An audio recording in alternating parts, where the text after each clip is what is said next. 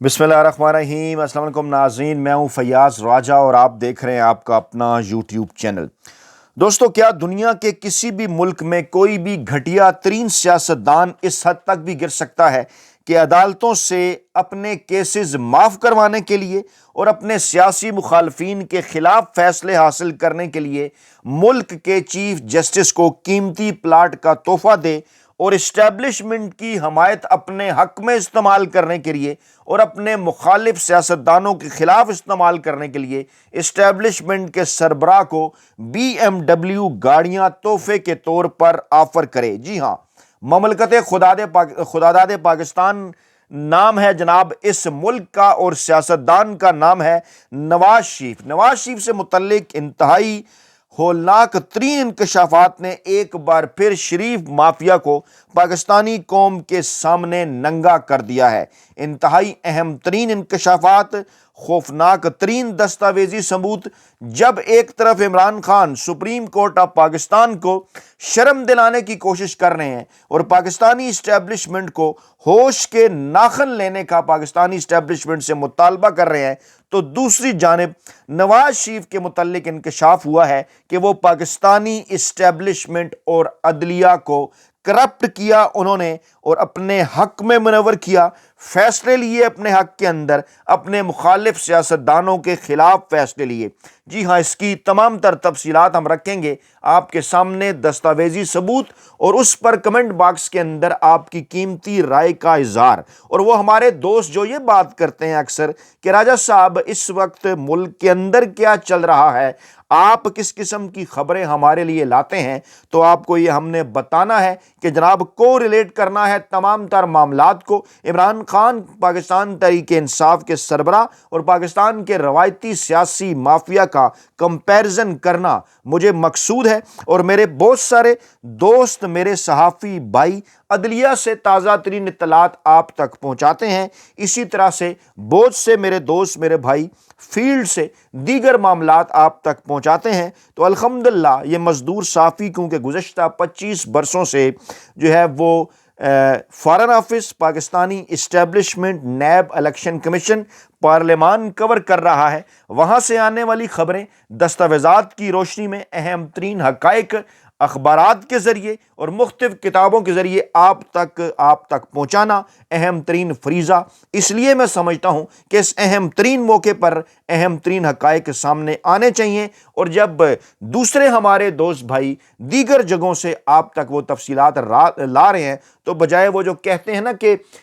जनाब के वही तफसीलात बार बार आपके सामने रखने के जो आप 10 मुख्तलिफ चैनल से देख रहे हैं, कुछ थोड़ा सा डिफरेंट काम आपके सामने रखा जाए और अहम तरीन तफसीलात आपके सामने पेश की जाएं। तो जनाब, पहले इमरान खान का वो ख़त, उसके बाद इस्लामाबाद हाई कोर्ट के जज साहिबान का अहम तरीन ख़त और फिर नवाज शरीफ से मुतल्लिक ये खौफनाक तरीन दस्तावेज़ात रखने जा रहे हैं जनाब आपके सामने। इमरान खान के ख़त के कुछ अहम तरीन नुकात जिसमें इमरान खान ने सुप्रीम कोर्ट ऑफ पाकिस्तान को शर्म दिलाने की कोशिश की है। एक तरफ इमरान खान और एक तरफ नवाज शरीफ, कंपैरिजन आपने करना है। इमरान खान ने कहा 18 माह में मेरी किसी दरख्वास्त पर कोई समाअत नहीं की, आपने समाअत नहीं की सुप्रीम कोर्ट ऑफ पाकिस्तान से, इमरान खान ने शिकवा किया। इमरान खान ने जो है वो चीफ जस्टिस ऑफ पाकिस्तान यही आफरीदी और आनी बेंच के सरबराह अमीनुद्दीन से शिकवा किया कि गुज़श्ता 18 माह के दौरान इंसानी हकूक़ और इंतखाबी कानून की खिलाफ वर्जियों से मुतल्लिक उनकी और उनकी जमात की जानिब से दायर मुतअद्दिद दरख्वास्तों में से किसी पर भी सुप्रीम कोर्ट में समाअत नहीं हुई। और अहम तरीन नुक्ता जो बड़ा इंपॉर्टेंट है, जो क्रक्स है, वो क्या है जनाब, मैं बार बार आपके सामने रख रहा हूँ, वो ये है कि जनाब आइन ने सुप्रीम कोर्ट को तमाशाई बनने के लिए इख्तियारात नहीं दिए। ये इमरान खान ने कहा सुप्रीम कोर्ट के मुतालिक कोई दलेर सियासी रहनुमा ही जिसके कोई ज़ाती मकासद ना हो वही इस तरह से ललकार सकता है कि सुप्रीम कोर्ट को आइन ने तमाशाई बनने के लिए इख्तियारात नहीं दिए कि आप तमाशा देखते रहें। यानी एक तरफ ये लीडर दबंग अंदाज में पाकिस्तानी अवाम का मौक़िफ़ सामने रख रहा है और दूसरी जानिब एक नाम नहाद जो सियासी रहनुमा है वो चीफ जस्टिस को प्लाट जो है वो ऑफर कर रहा है, कीमती प्लाट रिश्वत के तौर पे। एक तरफ इमरान खान ताकतवर हलकों को ललकार रहा है कि आप अपनी आईनी हदूद में रहें और दूसरी तरफ एक रवायती सियासी माफिया का सरबराह जो कि एस्टेब्लिशमेंट के सरबराह को क्या कर रहा है, BMW गाड़ियां تحفے میں رشوت کے طور پر پیش کر کے اپنے حق میں انہیں جو ہے وہ کرنے کی کوشش کر رہا ہے۔ عمران خان نے کیا کہا؟ بڑے ہی واضح انداز میں عمران خان نے کھول کر رکھ دی تمام تر چیزیں۔ عمران خان نے جو ہے وہ اس رجیم، یہ جو ہائبرڈ رجیم ہے، اس کو شدید ترین تنقید کا نشانہ بنایا، حکومت کی ہٹ درمی کے ثبوت بھی سامنے رکھے، جس میں ریاستی کارروائی کے دوران لاپتہ، زخمی اور جاں بحق ہونے والے پارٹی کارکنان کی فہرست بھی شامل ہے، اور سینکڑوں صفحات پر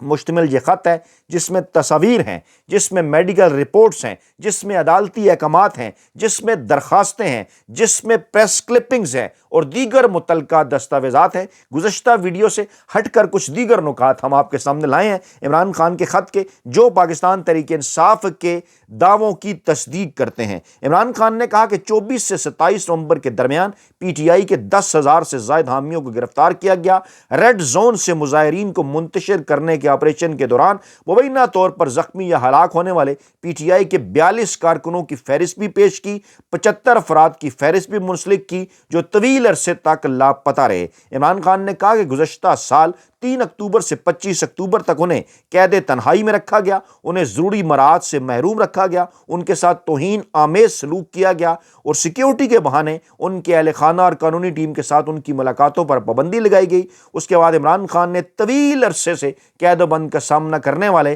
اپنے پارٹی رہنماؤں کا بھی ذکر کیا، میاں محمود الرشید، سینیٹر اعجاز چودھری، ڈاکٹر یاسمین راشد، عمر سرفراز چیمہ اور شاہ محمود قریشی اور بہت سے دوسرے۔ عمران خان نے کہا میں نام نہیں لکھ رہا لیکن سب کو پتہ ہے۔ عمران خان نے سوشل میڈیا اور مین سٹریم میڈیا پر پی ٹی آئی کے حق میں مواد پر مبینہ سنسرشپ کو بھی تنقید کا نشانہ بنایا اور اسے آئین کے آرٹیکل 19 میں درج بنیادی حقوق کی خلاف ورزی قرار دیا۔ اور عمران خان نے گزشتہ سال کے عام انتخابات میں دھاندلی کی طرف بھی اشارہ کیا اور کہا کہ 26ویں آئینی ترمیم عدلیہ کو کمزور کرنے کے لیے لائی گئی تھی۔ 100 سے زائد عام شہریوں کے خلاف فوجی ٹرائل کو بھی تنقید کا نشانہ بنایا اور کہا کہ سپریم کورٹ پہلے ہی اس طرح کے مقدمات کو غیر قانونی قرار دے چکی ہے، اور خط میں چیف جسٹس سے مطالبہ کیا کہ سپریم کورٹ کے پاس موجود تمام اختیارات کا وہ استعمال کریں تاکہ ریاست کی جانب سے جمہوریت کو دبانے کا خاتمہ کیا جا سکے۔ اس کے بعد پھر ہمت پکڑی جناب اسلام آباد ہائی کورٹ کے بھی بہادر جج صاحبان نے،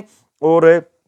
چیف جسٹس اسلام آباد ہائی کورٹ کے لیے ملک کی کسی دوسری ہائی کورٹ سے جج لانے کی جو کوششیں ہو رہی ہیں، اس کو اسلام آباد ہائی کورٹ کے سینئر ترین جج صاحبان نے اس پر چیف جسٹس پاکستان سمیت دیگر کو انہوں نے خط لکھا ہے۔ محسن اختر کیانی صاحب ان ججز کی قیادت کر رہے ہیں، ان میں جناب justice Mohsin Akhtar Kayani, justice Tariq Mahmood Jahangiri, justice Babar ستار، جسٹس سردار اعجاز اسحاق اور جسٹس سمن رفعت امتیاز شامل ہیں۔ 5 بہادر جج صاحبان کا یہ خط ہے اسلام آباد ہائی کورٹ کے۔ انہوں نے چیف جسٹس پاکستان جسٹس یحییٰ آفریدی سمیت اسلام آباد high court, Lahore high court اور سندھ ہائی کورٹ کے چیف جسٹس صاحبان کو خط لکھا گیا ہے، اور یہ کہا گیا ہے کہ ہمیں اس قسم کی خبریں جناب مل رہی ہیں کہ آپ دوسری ہائی کورٹ سے اسلام آباد ہائی کورٹ میں چیف جسٹس لگانا چاہتے ہیں، اور جناب یہ سوال اٹھایا کہ کس طرح سے سینیریٹی آپ تبدیل کر سکتے ہیں اسلام آباد ہائی کورٹ کی۔ آپ اسلام آباد ہائی کورٹ کے ہی 3 سینئر ترین ججز میں سے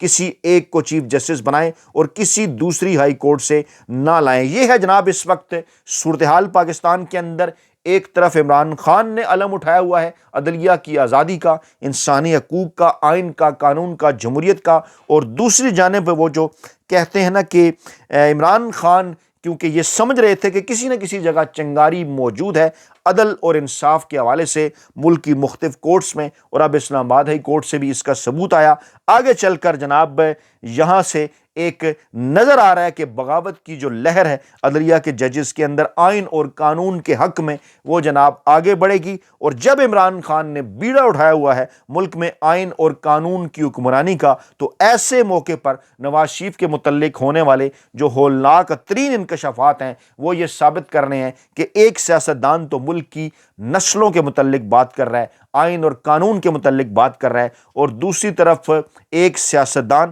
ذاتی بغض کا شکار عمران خان کے، اپنے مخالف سیاستدانوں کے، اپنا مال، اپنی آل اور اپنی کھال بچانے کے لیے اس حد تک وہ گر جاتا ہے کہ ملک کے اہم ترین اداروں کو کرپٹ کر دیتا ہے اور پھر ان سے اپنی مرضی کے اپنے حق میں فیصلے لیتا ہے۔ ہوا میں بات نہیں ہوگی، ثبوت آپ کے سامنے رکھے جائیں گے۔ 2 کتابیں ہیں میرے پاس، بے نیام تلواریں، سابق آرمی چیف آصف نواز صاحب کے بھائی شجاع نواز کی کتاب، اور یہ آکسفورڈ نے چھاپی ہے، ویلکم بک نے اس کا ترجمہ چھاپا۔ اس کے اندر پاکستانی اسٹیبلشمنٹ کے ہیڈ کوارٹر GHQ سے حاصل کی گئی دستاویزات بھی مصنف نے رکھی ہیں۔ دوسری کتاب ہے جناب میرے پاس نگار شاد پبلیکیشنز کی، مجاہد حسین صاحب انویسٹیگیٹو جرنلسٹ، ان کی کتاب بدعنوانی کی حکمرانی۔ یہیں سے پہلے آغاز کرتے ہیں اور آپ کو بتاتے ہیں نواز شریف کے متعلق۔ نواز شریف نے جس ماحول میں سیاسی پرورش پائی، یہ مکمل طور پر بدعنوانی کا ماحول تھا۔ نواز شریف کے ذہن میں یہ تصور مضبوط ہوتا گیا کہ ہر شخص خواہ وہ کتنا بھی طاقتور ہو،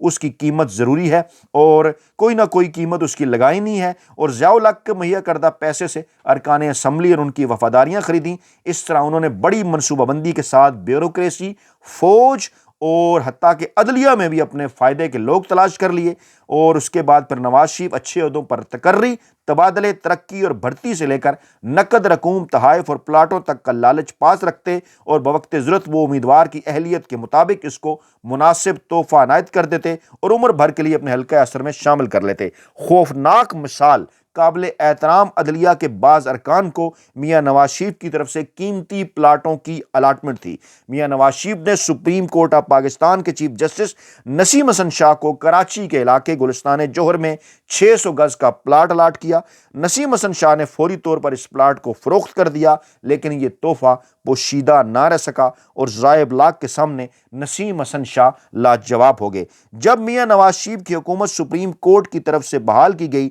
تو بڑی آسانی کے ساتھ اپوزیشن لیڈر بے نظیر بھٹو نے